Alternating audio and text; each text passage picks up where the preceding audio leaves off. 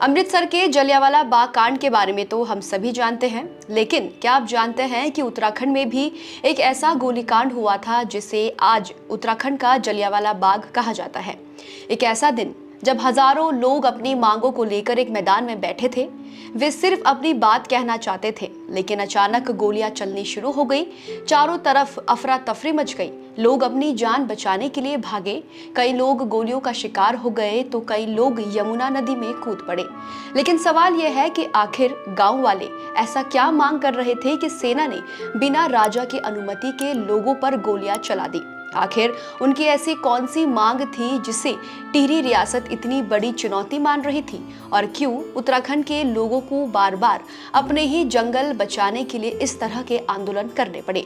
आज के इस वीडियो में हम जानेंगे उत्तराखंड के उन सबसे बड़े वन आंदोलन के बारे में जो सिर्फ जंगलों को बचाने की कहानी नहीं है, बल्कि ये अपने हक, अपनी पहचान और अपने आने वाली पीढ़ियों के भविष्य को बचाने की कहानी है।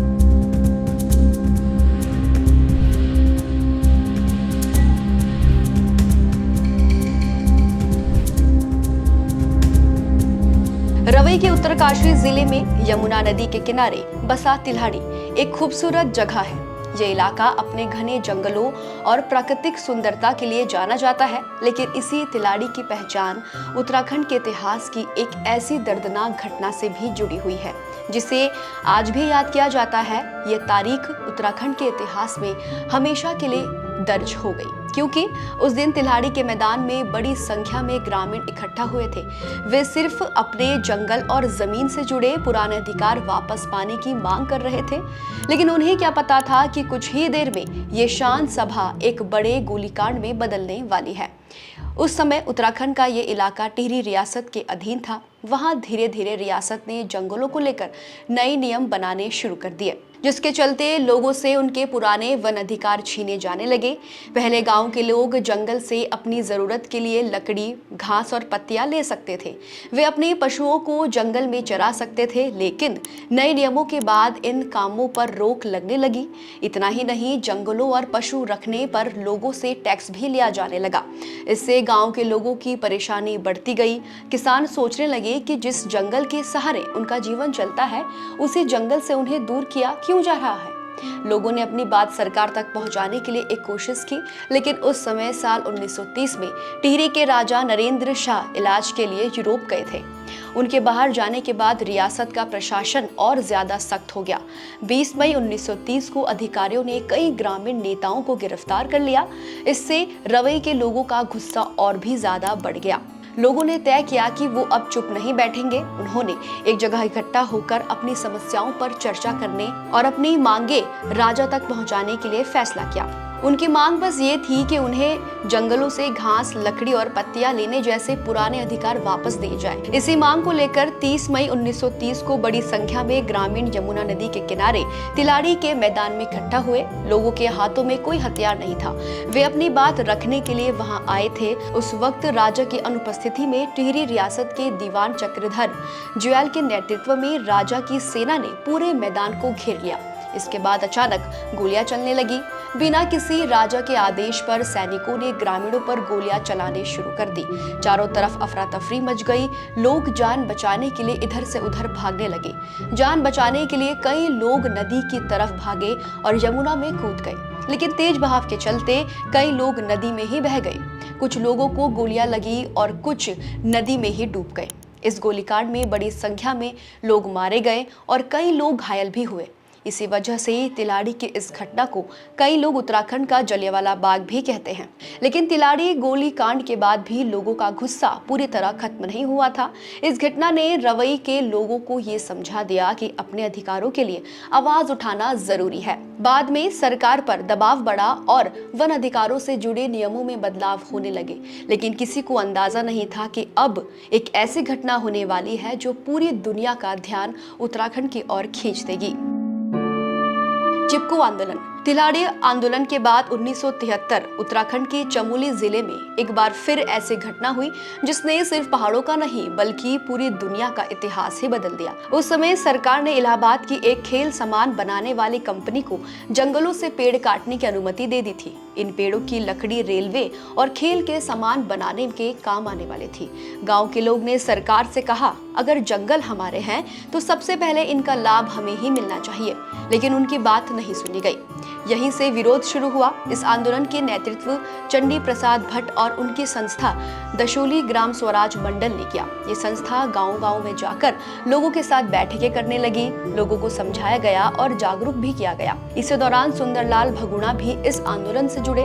उन्होंने गांव-गांव पदयात्राएं की और लोगों को समझाया कि जंगल सिर्फ लकड़ी नहीं होते, वो हमारे जीवन है। धीरे धीरे पूरा उत्तराखंड इस आंदोलन के साथ खड़ा होने लगा। जब ठेकेदार पेड़ काटने पहुंचे तो ग्रामीणों ने उनका रास्ता रोक दिया, लेकिन उन्होंने ना तो पत्थर उठाए और ना ही किसी पर हमला किया। उन्होंने एक बिल्कुल नया रास्ता चुना। वे पेड़ों से लिपट गए। उन्होंने कहा, अगर पेड़ काटने हैं तो पहले हमें काटना होगा। यहीं से इस आंदोलन का नाम पड़ा चिपको आंदोलन। ये विरोध का ऐसा तरीका था जिसे दुनिया ने पहले कभी नहीं देखा था, सिर्फ अपने शरीर से जंगलों की रक्षा करना। लेकिन चिपको आंदोलन की सबसे बड़ी कहानी अभी बाकी थी। 26 मार्च 1974 चमोली जिले का छोटा सा गांव रैणी गांव के पास लगभग 2500 पेड़ों को काटने की तैयारी चल रही थी। तो उसी समय गांव वालों ने इसका विरोध शुरू कर दिया। लेकिन तभी प्रशासन ने एक ऐसी चाल चली। गांव के ज्यादातर पुरुषों को किसी सरकारी काम के बहाने गांव से बाहर भेज दिया गया। अब गांव में सिर्फ महिलाएं, बच्चे और बुजुर्ग बचे थे। तो उधर ठेकेदार ने मौका देखा और कुल्हाड़ियों को लेकर जंगल की तरफ बढ़ने लगे। जैसे ही ये खबर गांव पहुंची, एक महिला तुरंत खड़ी हो गई। उनका नाम था गौरा देवी। उन्होंने गांव की दूसरी महिलाओं से कहा, अगर आज ये जंगल कट गए तो हमारा भविष्य भी कट जाएगा। फिर क्या था, महिलाएं बिना समय गवाए जंगल की ओर दौड़ पड़ी। जब ठेकेदार पेड़ों पर कुल्हाड़ी चलाने लगे तो महिलाएं ने पेड़ों को अपनी बाहों में भर लिया। कहा जाता है कि गौरा देवी ने ठेकेदारों से ये भी कहा था, ये जंगल हमारा मायका है, हम इसे कटने नहीं देंगे। महिलाओं का साहस देखकर ठेकेदार पीछे हट गए। उस दिन जंगल में एक भी पेड़ नहीं कटा गया। लेकिन ये सिर्फ एक दिन की जीत नहीं थी। रैणी गांव की खबर धीरे धीरे पूरे देश में फैल गई और फिर बढ़ते दबाव के बाद सरकार ने हिमालय के कई इलाकों में हरे पेड़ों की कटाई पर लगभग 15 वर्षों तक रोक लगा दी, जो चिपको आंदोलन की सबसे बड़ी जीत थी। धीरे धीरे इस आंदोलनों की गूंज भारत से बाहर भी सुनाई देने लगी। दुनिया के कई हिस्सों में इसे पर्यावरण संरक्षण का सबसे सफल जन आंदोलन माना जाने लगा। आज भी जब पर्यावरण बचाने की बात होती है तो चिपको आंदोलन का नाम सबसे पहले लिया जाता है। लेकिन चिपको आंदोलन के बाद भी उत्तराखंड के जंगल पूरी तरह सुरक्षित नहीं हुए। समय बीतता गया, नई सड़कें बनने लगी, बड़े बड़े निर्माण कार्य शुरू होने लगे और एक बार फिर पेड़ों पर खतरा मंडराने लगा। तब उत्तराखंड के लोगों ने जंगल बचाने का एक और अनोखा तरीका अपनाया। इस बार लोगों ने पेड़ को गले नहीं लगाया, बल्कि उन्हें राखी बांधी। रक्षा सूत्र आंदोलन। समय बदल गया, सरकार बदल गई, लेकिन विकास के नाम पर जंगलों पर खतरा फिर से मंडराने लगा। टिहरी जिले की भिलगाना घाटी के ख्वाड़ा गांव के आसपास वन विभाग ने करीब 2500 पेड़ों को काटने के लिए चिन्हित कर दिया। जब ये खबर गांव वालों तक पहुंची तो पूरे इलाके में चिंता फैल गई। इस बार लोगों ने सोचा, अगर चिपको आंदोलन में पेड़ों को गले लगाकर उन्हें बचाया जा सकता है तो क्या इस बार कोई नया तरीका अपनाया जा सकता है। इसी सोच से जन्म हुआ रक्षा सूत्र आंदोलन का। इस आंदोलन का नेतृत्व कार्यकर्ता सुरेश भाई ने किया। उन्होंने लोगों को समझाया कि जंगल सिर्फ पेड़ों का समूह नहीं है। इसके बाद गांव की महिलाएं, बुजुर्ग और बच्चे जंगल पहुंचे। उन्होंने पेड़ों के तनों पर रक्षा सूत्र यानी राखी बांधनी शुरू कर दी। लोगों ने कहा, जिस तरह बहन अपने भाई की कलाई पर राखी बांधकर उसकी रक्षा का वचन लेती है, उसी तरह आज हम इन पेड़ों की रक्षा का संकल्प लेते हैं। कुछ ही दिनों में कई गांव इस आंदोलन से जुड़ गए। सैकड़ों महिलाएं रोज जंगलों की चौकीदारी करने लगी। दिन हो या रात, कोई भी पेड़ चोरी छिपे न कट सके, इसके लिए गांव के लोग बारी बारी से जंगलों में पहरा भी देने लगे। धीरे धीरे ये आंदोलन पूरे उत्तराखंड में फैल गया। बाद में हिमाचल प्रदेश, जम्मू कश्मीर और दूसरे पहाड़ी राज्यों में भी लोगों ने इसी तरह पेड़ों को राखी बांधकर उन्हें बचाने का संदेश दिया। कहा जाता है कि इस आंदोलन की वजह से लगभग 12 लाख पेड़ों को कटने से बचाया गया। लेकिन इस आंदोलन की सबसे बड़ी ताकत कोई नेता नहीं था, बल्कि उत्तराखंड की महिलाएं थी। तिलाड़ी आंदोलन, चिपको आंदोलन और रक्षा सूत्र आंदोलन भले ही सबसे ज्यादा चर्चित रहे, लेकिन इनके अलावा भी उत्तराखंड में कई ऐसे आंदोलन हुए जिन्होंने समय समय पर जंगल, पानी और लोगों के अधिकारों की रक्षा की। जैसे कि साल 1977 में नैनीताल जिले में सरकार ने जंगलों की नीलामी शुरू कर दी थी। स्थानीय लोगों को लगा कि इससे जंगलों का तेजी से नुकसान होगा। इसके विरोध में पूरे कुमाऊं में आंदोलन शुरू हो गया। नैनीताल में प्रदर्शनकारियों ने विरोध के दौरान शैले हॉल में भी आग लगा दी। वहीं अल्मोड़ा के द्वारा हाट में ग्रामीण ढोल नगाड़े के साथ जंगलों में पहुंचे और पेड़ों की कटाई रुकवा दी।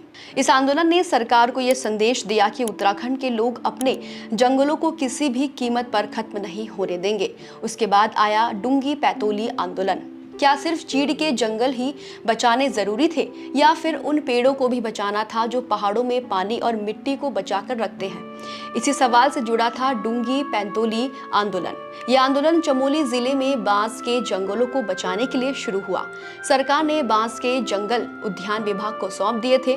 स्थानीय लोगों को डर था कि इससे इन जंगलों का नुकसान होगा, इसलिए गांव के लोग एकजुट हुए और बांस के पेड़ों को बचाने के लिए आंदोलन शुरू किया। इसके बाद पानी रखो आंदोलन। साल 1980 के दशक में पौड़ी गढ़वाल के उफरैला गांव से एक नया अभियान शुरू हुआ। इस आंदोलन का नाम था पानी रखो आंदोलन। इसका नेतृत्व पर्यावरण कार्यकर्ता सच्चिदानंद भारती ने किया। इस बार लड़ाई सिर्फ पेड़ों की नहीं थी, बल्कि पानी बचाने की भी थी। गांव लोगों ने मिलकर जंगलों का संरक्षण किया, छोटे छोटे जल स्रोतों को बचाया और वर्ष जल को रोकने के लिए कई बड़े काम किए। इसका असर ये हुआ कि सूख चुके कई जल स्रोत फिर से जीवित होने लगे। फिर आया मैती आंदोलन। साल 1995। क्या पेड़ लगाना भी किसी रिश्ते की शुरुआत हो सकता है? उत्तराखंड ने इसका जवाब भी दुनिया को दिया। साल 1995 में कल्याण सिंह रावत ने मैती आंदोलन की शुरुआत की। इस आंदोलन में शादी के बाद दूल्हा दुल्हन अपने नए जीवन की शुरुआत पौधा लगाकर करते थे। गांव के लोग उस समय पौधे की देखभाल अपने परिवार के सदस्य की तरह ही करते थे। इस अनोखी सोच ने पर्यावरण संरक्षण को एक सामाजिक और भावनात्मक अभियान भी बना दिया।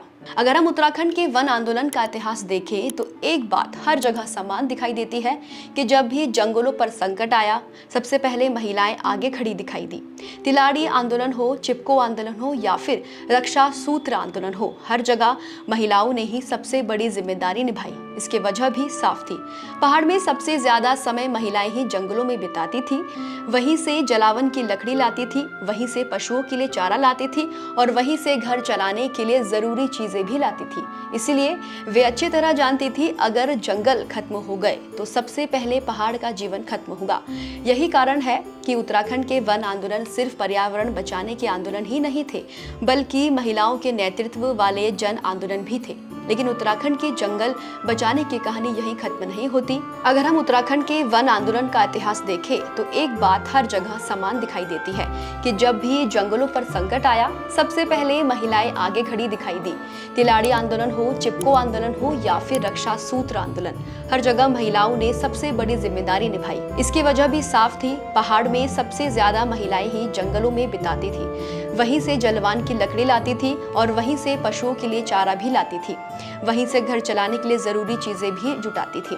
इसीलिए वे अच्छी तरह जानती थी कि अगर जंगल खत्म हो गए तो सबसे पहले पहाड़ का जीवन ही खत्म होगा। यही कारण था कि उत्तराखंड के वन आंदोलन सिर्फ पर्यावरण बचाने के आंदोलन नहीं थे, बल्कि महिलाओं के नेतृत्व वाले जन आंदोलन भी थे। आपको आज की वीडियो कैसी लगी हमें कमेंट करके जरूर बताएं और साथ ही वीडियो को लाइक करें, शेयर करें और चैनल को सब्सक्राइब करना बिल्कुल भी ना भूलें। धन्यवाद।